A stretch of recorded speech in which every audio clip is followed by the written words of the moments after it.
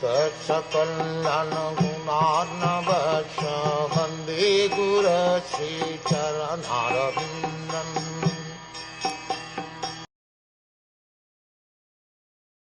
One who desires domination over a kingdom or an empire should worship the manis. One who desires victory over an enemy should worship the demons, and one who desires sense gratification should worship the moon. But one who desires nothing of material enjoyment should worship the Supreme Personality of Godhead. For a liberated person, all the enjoyments listed above are considered to be absolutely useless. Only those who are conditioned by the material modes of external energy are captivated by different types of material enjoyment. In other words, the transcendentalist has no material desires to be fulfilled, whereas the materialist has all types of desires to be fulfilled. The Lord has proclaimed that the materialists, who desire material enjoyment and thus seek the favor of different demigods, as above mentioned, are not in control of their senses and so give themselves to nonsense.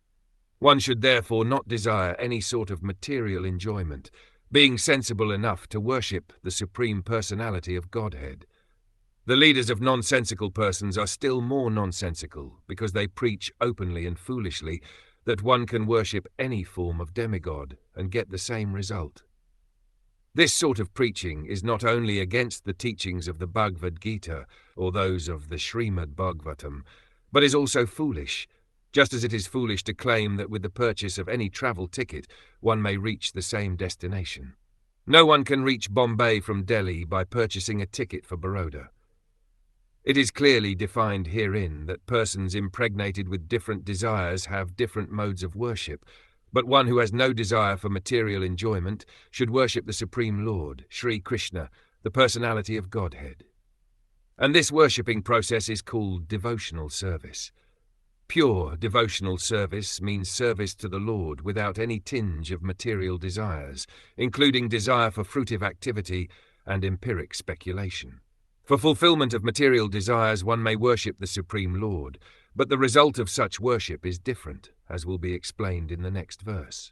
Generally, the Lord does not fulfill anyone's material desires for sense enjoyment, but he awards such benedictions to worshippers of the Lord, for they ultimately come to the point of not desiring material enjoyment. The conclusion is that one must minimize the desires for material enjoyment, and for this one should worship the Supreme Personality of Godhead, who is described here as Param, or beyond anything material. Sripada Shankaracharya has also stated, Narayana Paro Vyaktat, the Supreme Lord is beyond the material encirclement.